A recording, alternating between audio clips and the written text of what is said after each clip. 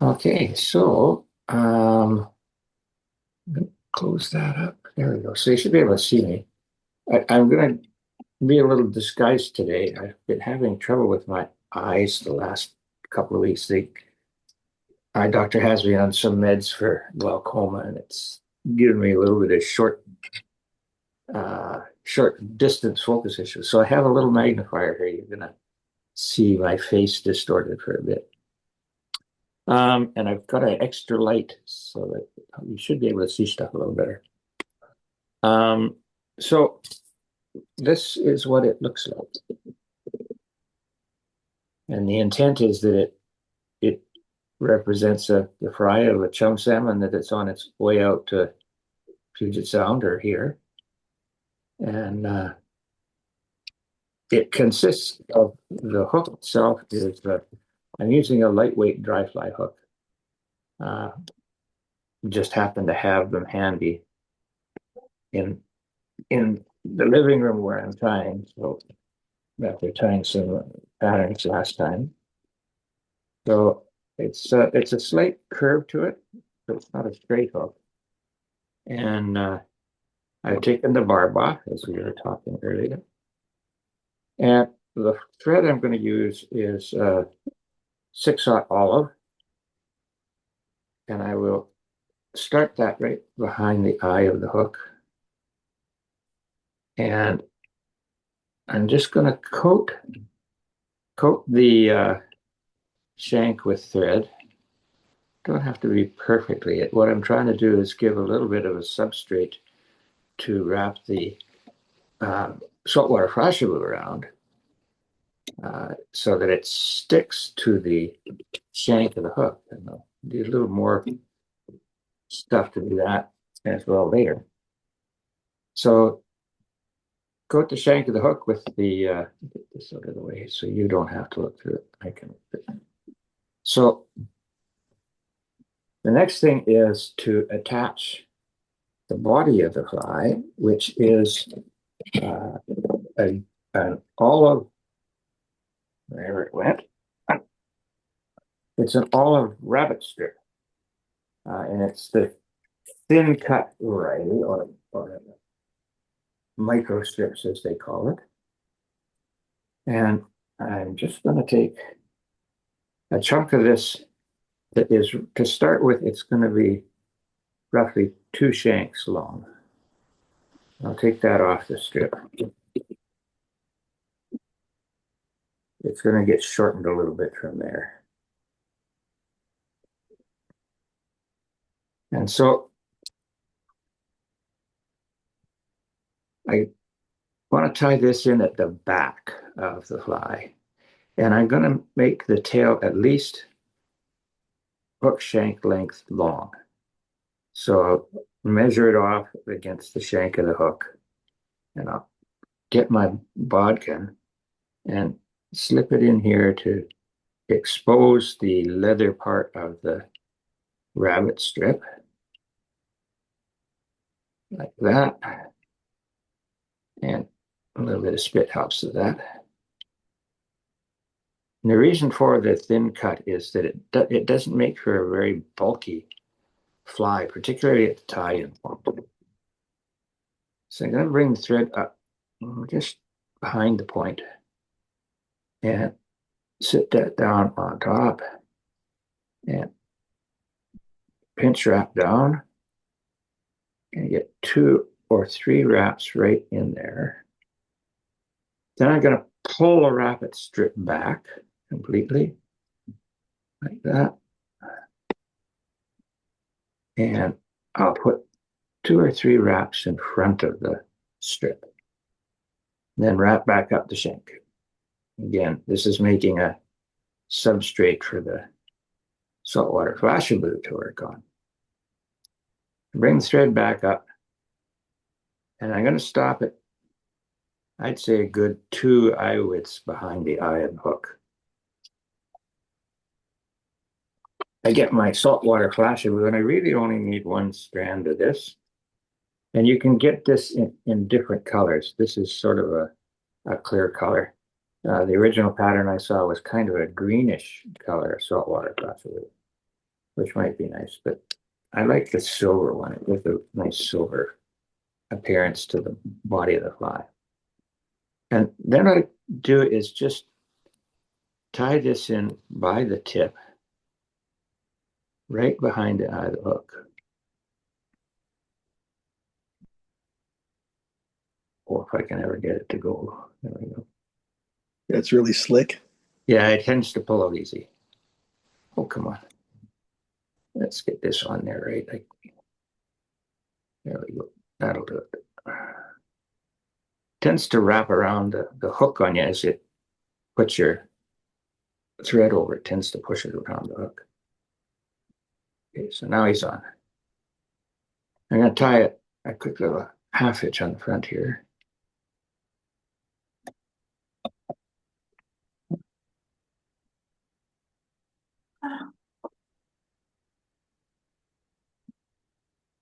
Put in my bobbin rest up because this is going to take a bunch of wrapping.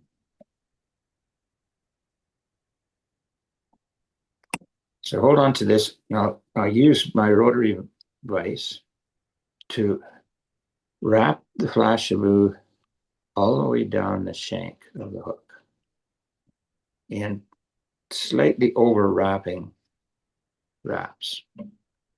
You can do this by hand without the rotary vise, but that's a little more tedious. Takes a bit longer. So when I get back, you gotta miss the point of the hook every time around.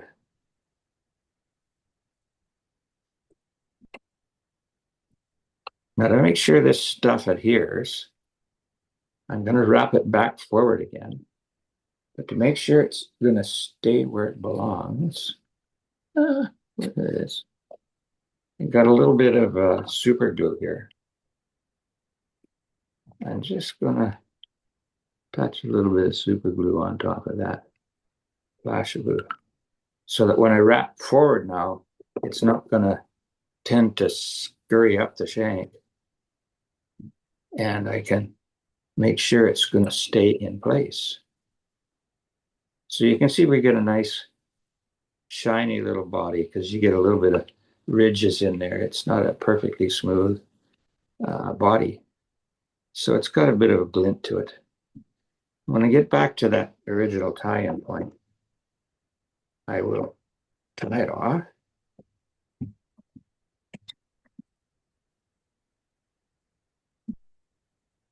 Don't worry too much about building a little bit of bulk at the head of the fly. You'll see why in a bit.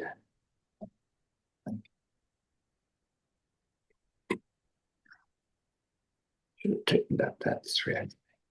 Okay. Okay. Now we need a little thorax on this guy. So I'm going to bring my thread back, again, about 3 eye widths behind the eye of the hook, because I'm going to have a head up here with a couple of eyes. And I'm going to put a thorax in. And the thorax, watching Zach the other night with his the way he does his dubbing loops, I'm not that dexterous, so I'm going to use my dubbing spinner here. Hang it off the thread. Come on.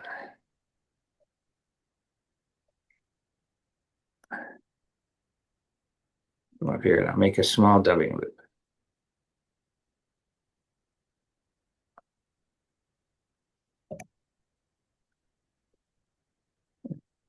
Close it up at the top. Come on. Top. Wrap around it once.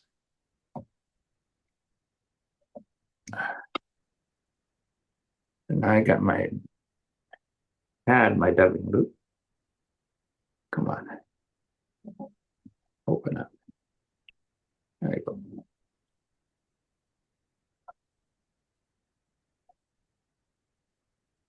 Being ornery today for some reason. Take my thread and again I'll do a little half hitch at the front here. And get my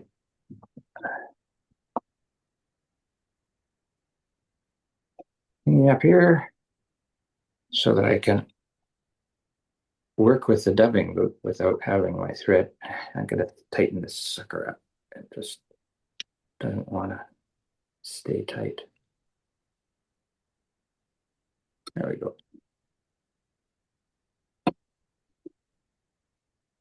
So what the body of this, the thorax on this fly is going to be is some crystal seal. This is a light gray color. And I'm just going to take this and kind of string it out a little bit and insert it into the dubbing loop. That's a little bit of a clump, and leave the strands sticking out to the side of it. And I really don't need a whole lot of this. That's probably enough there. And get kind of equal amounts of this crystal flash on either side of the dubbing loop.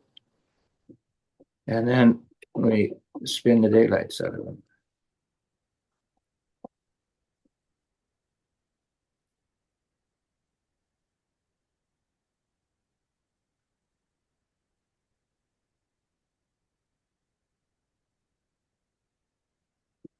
And then I'm going to wrap this around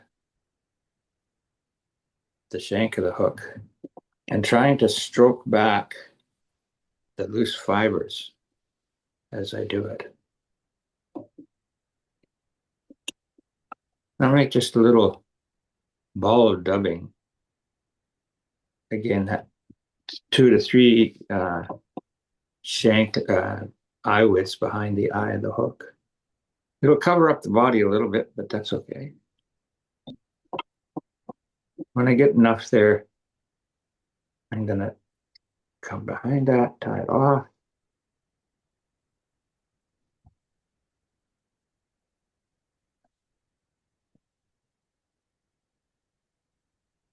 And that's the thorax.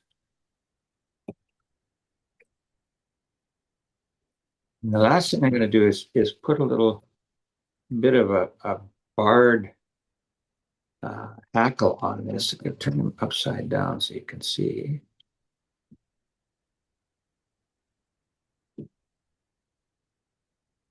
I don't care if the head of this fly gets a little bit big, and you'll see why later. So all I'm going to use to give it some legs is I've got a little bag floating around here. Where did they go? Here we are. It has some teal or barred mallard flank or something similar. And just a small feather, actually.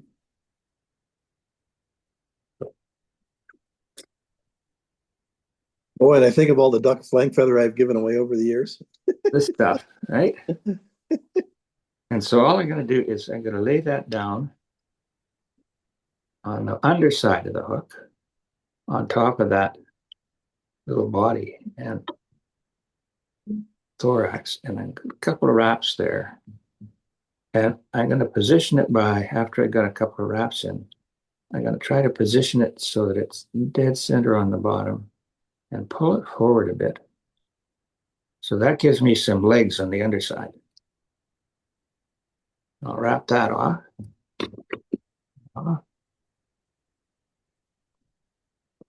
So far, so good. We got that leggy body down underneath.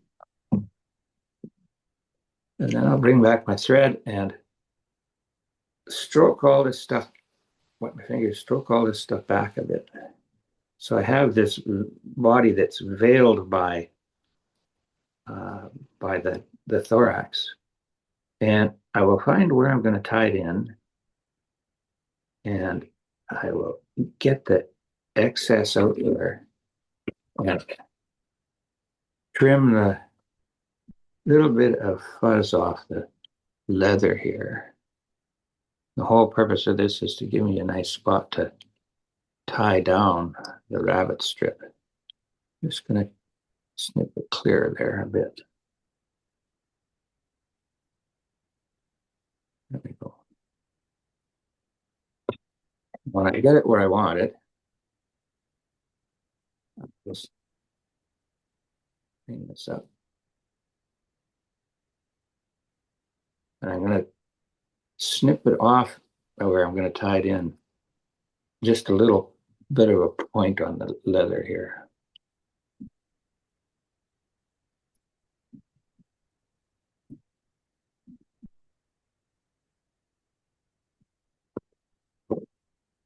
So right by the eye of the hook, I'm going to tie that leather strip down.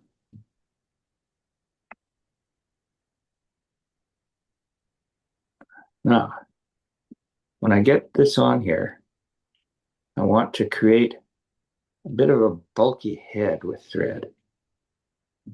Let's see why in a sec.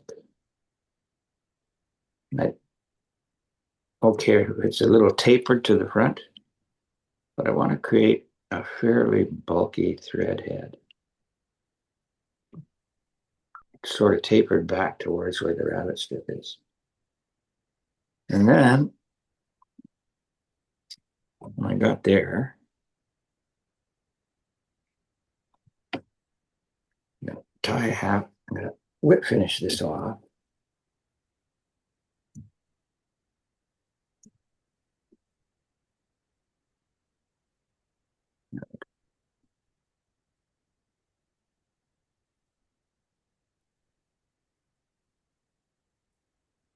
So far, so good.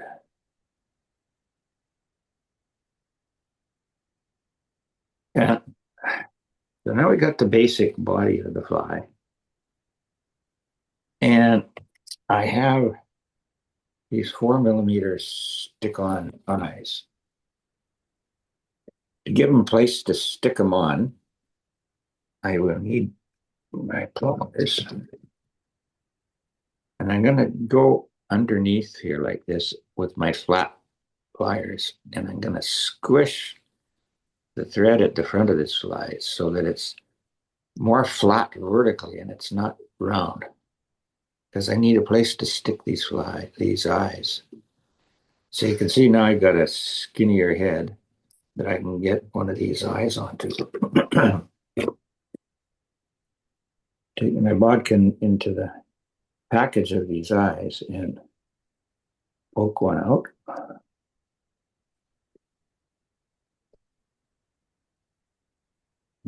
One out.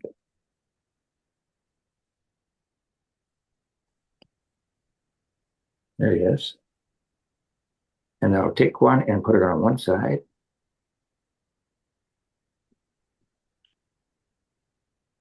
Too much coffee this morning. And stick him right onto that. You don't put any crazy glue underneath, Dave? Not yet. You'll see why in a minute. Uh, So now I got the second eye out, I think. Whatever.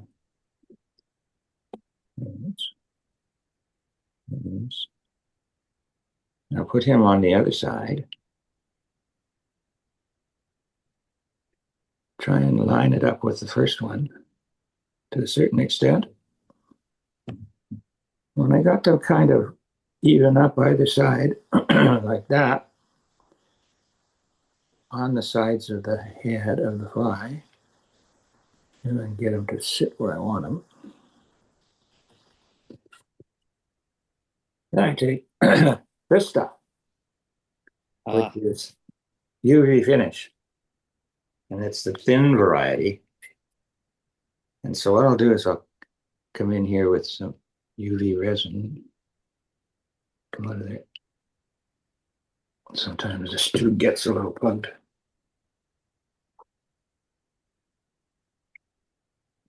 That's another good use for your bodkin.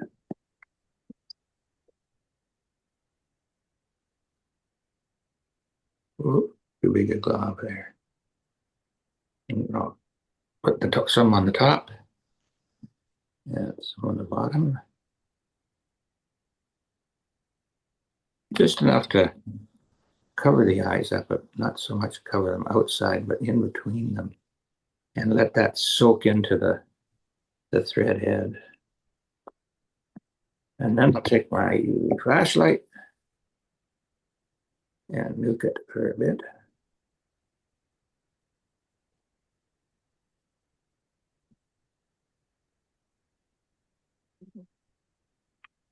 And now that he's pretty much set, I can just a few little strands of stuff here that kind of stuck around on the eye. So make sure that's good. And make sure that there's no UV glue in the eye of the hook. And that's it for the first pattern. Oh, I like that. Yeah.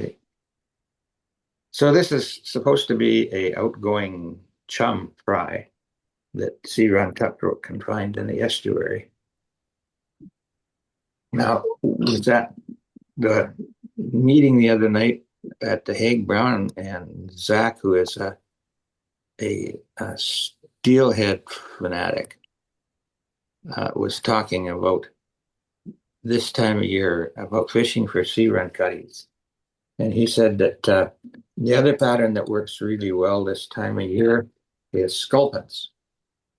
It's the sculpins hang around at the front of at the tail out on the streams, and that's what you're looking for is sculpins. So that the steer and cutties come in looking for a free meal, and he says that works. But these chum fries, according to the guys that I looked at on the web from Puget Sound, use these a lot uh, as a basically an escaping chum fry as he's going out to sea. So that, Dave, I just have probably a very basic question here, but first, I like the fact that when you squished the head flat to attach yeah, the eyes, if that's a good little kind of obvious when you see somebody do something like that. yeah, yeah, A lot of sense. But the other is the dubbing loop. Like yeah. to use the dubbing loop, I mean, I've got one. I've barely ever used it. I've seen people kind of split the thread and then feed it in and Oh, stuff, and it just seems like, oh my God, what a pain. So you just did like a triangle and wedged it in there and spun it, yeah, yeah. There's a whole bunch of different kinds of dubbing tools around and dubbing to make dubbing loops. Um, I have you can use just a hackle plier and right? to make a shape, but it's hard to hold the threads apart. So Right, I have a couple of different ones that are like this spinner. It's got a it's got two little hooks yeah, that's kind of what I've got there. that are spread, yeah. And Yeah, you can get ones that have a long handle kind of thing as well. yeah. Or I think where's the other one? And the purpose of the loop is versus just dubbing on it, just straight dubbing on Yeah, it. yeah. What you're doing it by putting you can take a material that's fairly long and you can spread it out on either side of the loop. So that's what I did with this stuff when I put it into the loop, this crystal seal. If you spun this around, it wouldn't leave the sticky out bits that you want to Uh, give it that gotcha. round of the hook shank, right? Okay, So all right. because this stuff is long has longer fibers, you don't want them to get bound around. Wound up on themselves. You kind of can do that, but then you have to pick it all out with Right. a tool like this, which is A a Velcro tool. stick Yeah. with Velcro on it, and then you can brush it out. But the spun dubbing loop works really well. There's a whole whack of flies that use that technique. And how do you fish this then? Just strip it in slow or quick? Yeah, yeah. I'd put it and that tail is probably a little long. So I'm gonna snake the tail back just a little. Uh, I think if it's too long, what will happen is that tail will wrap around the shank of the hook or the bend of the hook. So there we go. That's one I do it long so I can actually do that. Yeah. So Yeah, I'd fish this one on a non-slip loop, you know, Okay, with a little bit of between here and where the loop ends, about there, right. and then it'll do this and up and down and all sorts of stuff like that. Okay, good. Thanks. So that's your chum fry. And I'd keep that fly around 2 inches or less. Yeah, Because those chum fry when they go to sea, they're not very big. and that's about how big they are. Yeah, So you kind of have to pay attention to that too, because they're so there. at least when they're most vulnerable when they first go out, Yeah, they're kind of on the small side. yeah. Now the last one is going to be an old standby, uh, which is a Mickey fin. Now for this one, normally I'd use a little heavier weight hook uh, because I want it to sink a bit, and the hair is kind of buoyant. So here we'll do the usual. Get the barb down. This is one way of making sure you don't have barbed hooks in your bag. Make sure everything you tie, you take the barbs off when you're tying it. Doesn't help with the ones that you get given to you. So pack away my stuff here so it's not in the way. Okay, so this one I'm using black thread. And this one looks like it's 6/0. I'll start right behind the eye of the hook just to get the thread attached. Let me get the pattern out so you can see what we're talking about. It's a traditional salmon fly, apparently pretty good for sea run cut though. So there he is. And this is bucktail. All the materials for the wing are bucktail. And I have a bag of shorts. I don't know where I got them. You can buy these short little bits of bucktail in different colors. Not the whole great big bucktail, but just little pieces. I think I got those. Yeah, they got these from Robinson's. Because you don't really need if you're going to tie 100 of these, you might need a full tail of each color. But these little packages of pieces is nice. The body of the fly is 2 silver bits. Again, the idea behind both of these chum flies is to have kind of a silvery body with some texture to it. So body of this is uni mylar, the wide stuff. And then I've got this really nice French tinsel. It's an oval tinsel, the Garten oval tinsel. And as Horn can see, I've got these things on a spool with one of his famous spool keepers. Makes life easier to handle these things so they don't come off the spool in pieces and tangle a lot.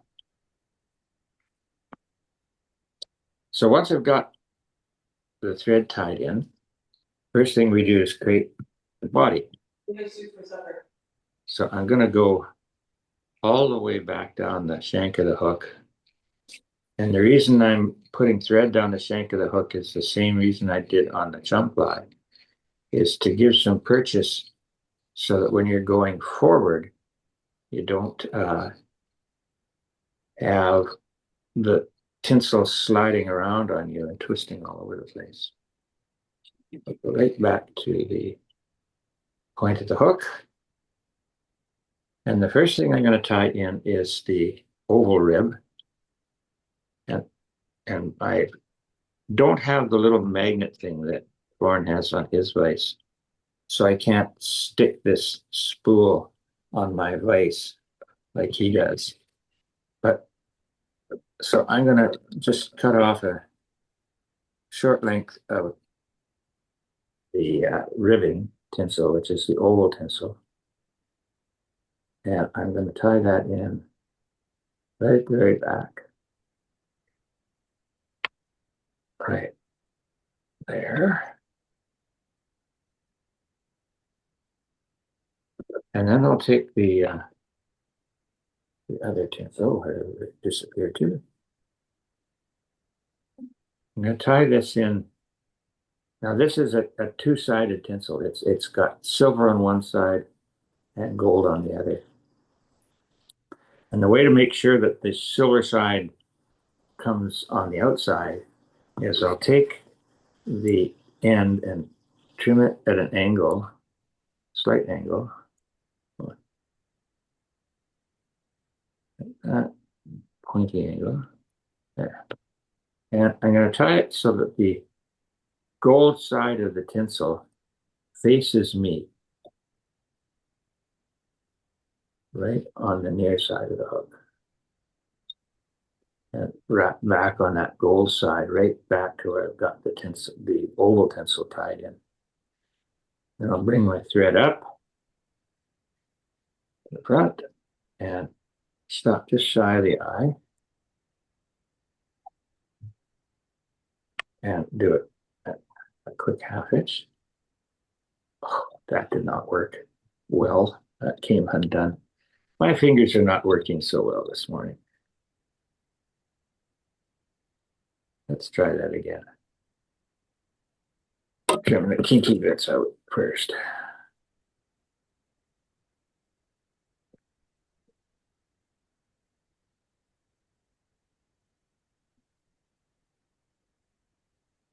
Again, tied in both sides facing me.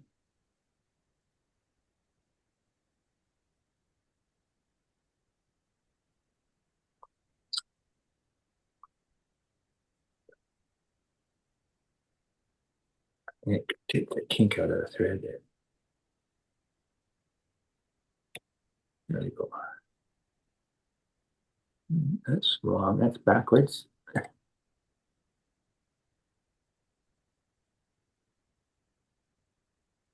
There you go.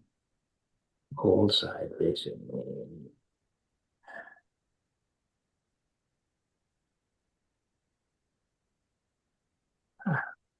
Man, my fingers are not working well this morning.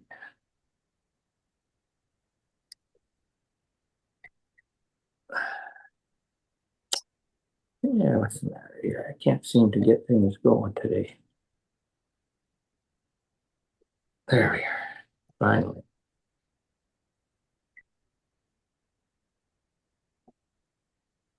Helps if I used a shorter bobbin, I think.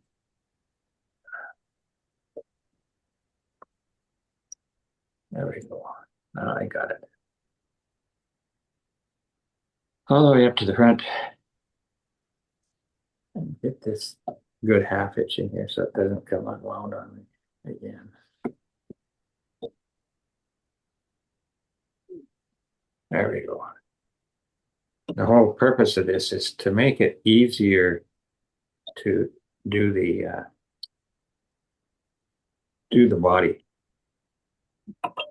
So now that I got this thing on here, I should be able to make the first wrap around so that the gold side goes in and the silver side is out.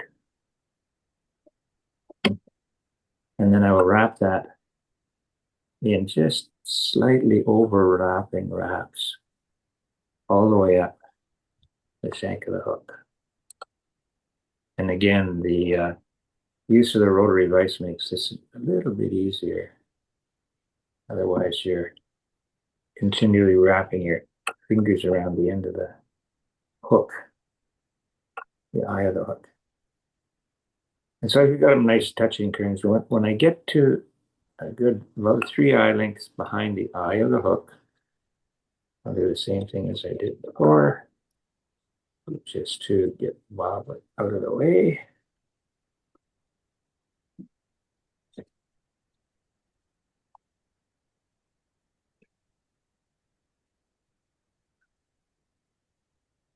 And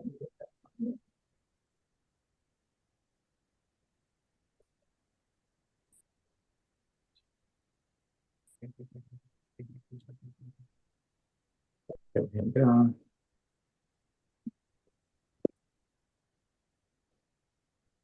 And then I'll hand wrap the rib, which is the oval tinsel.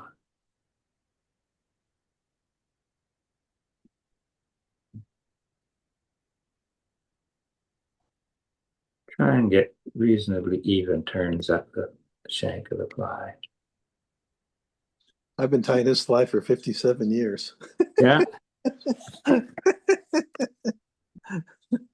Yeah, It was one of my, it's a good all-purpose fly. yeah, it was one of my dad's favorites. Yeah. I think it originated in Eastern Canada Yeah. as a salmon fly. Now, I need to leave some room because I'm going to have to leave space to put the bucktail on. You ever use polar bear? I would use polar bear. I just don't happen to have a lot of colored polar bear. But bucktail works. Okay, now this gets the noisy part. I'll get my hair stacker out. Half tail is another alternative. Yes. Yeah, I've used calf tail too. The smaller sizes, especially. Yeah. So we start with white on the bottom. This nice short little piece of white bucktail. And I'm gonna not get a huge clump. I'd say sort of a half a pencil sized chunk of that stuff. And trim it off nice and tight to the skin. And I'll take this and stick it in my hair stacker. Tips first.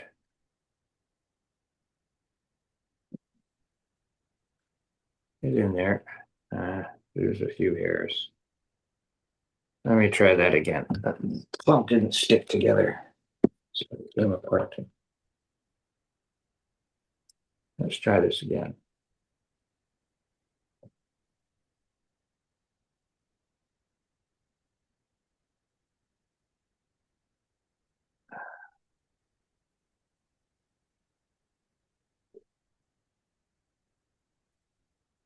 Not good.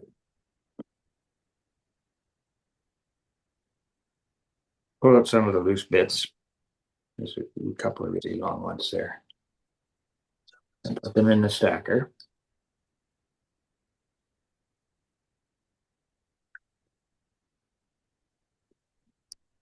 And I just blow in it a little bit. And that tends to help get some of the uneven bits down to the front. And then I'm going to whack the daylights out of it.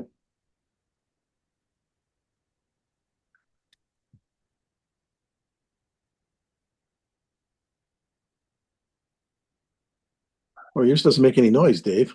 Yeah, I really thump on mine, but I've got a tin table. yeah.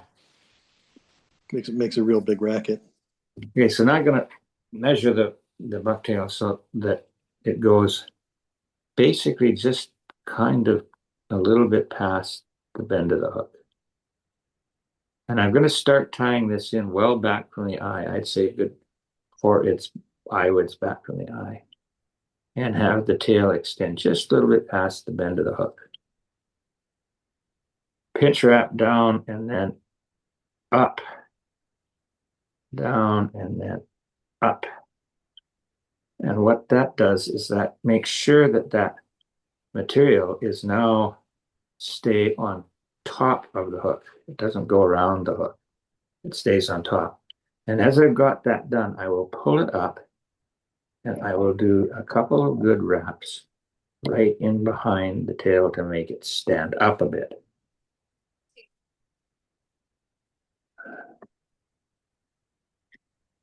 Pull up the stuff at the front here and get my scissors in here. I have curved scissors that kind of help with this and trim them off.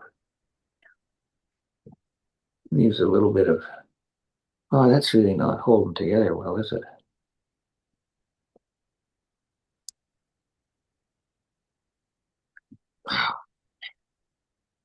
It's fighting me today. Why are you fighting me today?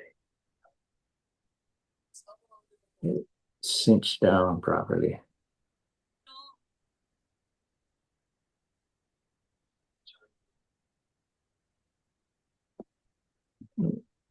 Push it back from the eye a bit.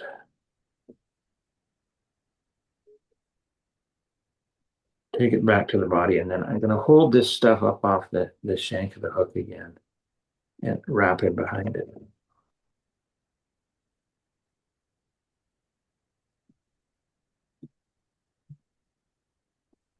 I hear my wife in the background here talking to my daughter. She just got back from a trip to Berlin. Oh, wow. Nice for her. Yeah, her partner Zach has been doing a lot of business travel, and it was her birthday on November the 11th. So he used his business travel points to buy her a trip to Berlin to visit a friend of hers who is studying over there. Did they hit any of the Christmas markets, or is it too soon for that? Just barely started one of them, apparently. They were still putting them all together. Yeah, those are a lot of fun. Yeah, she spent most of a good chunk of the time on Museum Island because there's some absolutely fabulous museums and art galleries in Berlin. Uh, Yeah. I remember when we were there many years ago, the most famous one that we went to apparently is closed right now for a bunch of reconstruction. It's called the Pergamon. And the Pergamon was the temple on the Acropolis in Greece that the Germans stole and moved to Berlin and reconstructed this ruined temple in the museum. And that's pretty impressive. But the most impressive thing is just around the corner in that museum, again, it's closed right now, is the Gate of Ishtar, which was the entrance to Nebuchadnezzar's palace in Babylon. And they stole that sucker. But God, is it immense? It's amazing. There's another part of that museum where they stole a bunch of great big stone statuary from the civilization that preceded the Babylonians in that part of the world. Just fabulous, fabulous museum. Well, can you imagine the engineering effort that it would have taken to take that stuff back to Germany? Oh, God, some of those stone statues were just immense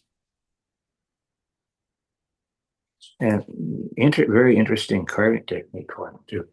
Um, and then the next museum she went to is called the New Museum, which is where they have a whole whack of Egyptian artifacts, including that's where the bust of Nefertiti lives. So we saw those some years back when Julie had a conference that she went to, and I accompanied her. We ended up in Berlin. Beautiful city. So she also went to a whole bunch of other art galleries and toured around the city. And now she comes back and she's got to go back to work teaching students online. The Edmonton Public School Board has for years had online instruction for students that for one reason or another can't attend in a regular classroom. Some of them have health issues, some of them have other behavioral issues. Some of them work during the day. Some are students in athletic programs that can't attend regular classrooms. on a regular basis. And some are students whose parents take them home to Pakistan during the school year, and they still want to get that Alberta education. So she teaches online to grades 10 and 11, social and English. And she actually got on permanent staff this last year. Up to the first couple of years, she was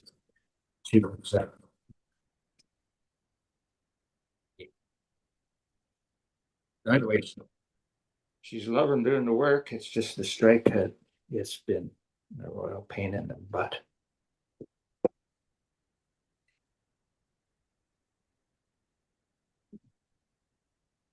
If you think we have it hard done here in BC, you don't want to be anywhere near Alberta's politicians right now. Yeah, I'll second that one.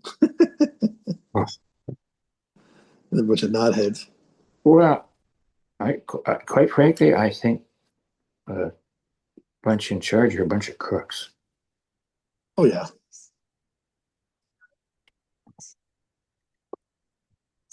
You made that wonderful decision to do mountaintop removal mining in southern Alberta in the foothills. Oh yeah, I'm going to enjoy that when that happens. Well, they gave a contract to an Australian mining company. Who knows why the Australian mining company, but they did. And then they got so much flood from the ranchers in southern Alberta that they canceled it. But of course, the mining company says we had a contract, so they're suing the living shit out of the government now because they canceled a program that the people in even their supporters in southern Alberta didn't want. They actually got started doing that work, and they had built a bunch of roads in the area, and that disturbing the watershed, which is what got the ranchers all up in arms. And then she was the bonehead that owned bought the Turkish Tylenol and the substandard COVID masks from the same guy who was giving her and her buddies free tickets to all their playoff games and letting him set up a clinic where they were paying for medical services that were substantially more expensive than what they were doing in the public system. And the last thing I heard they were doing, they were going to let him build a school that was primarily aimed for Eastern students, or Eastern by meaning transplants from the Middle East. And it was good. She was actually at one point talking about funding the construction in the school of a mosque. That'll go over big. And she hired, she fired the head of Alberta Health, and there's a big now RCMP investigation over that. Oh, God. But the right wing nuts in Alberta love her, so what can you say? I'm glad I'm out of there. Yeah, really.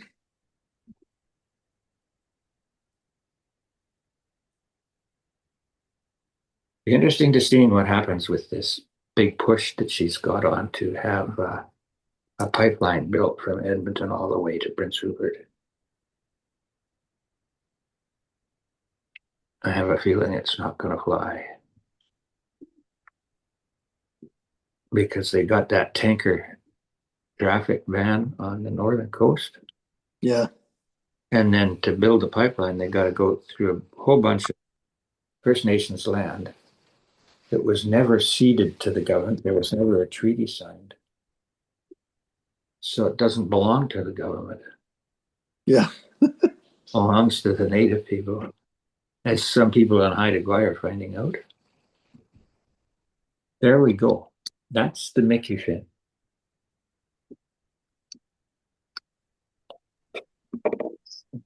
No eyes. No eye, Uh, just blackhead. I've always tied them just straight black. Yeah, that's traditionally, there's no eyes on them. Yeah. and no throat. No, Mm. just a very basic, simple bucktail fly. No, I always thought of these as salmon flies only, but they're not.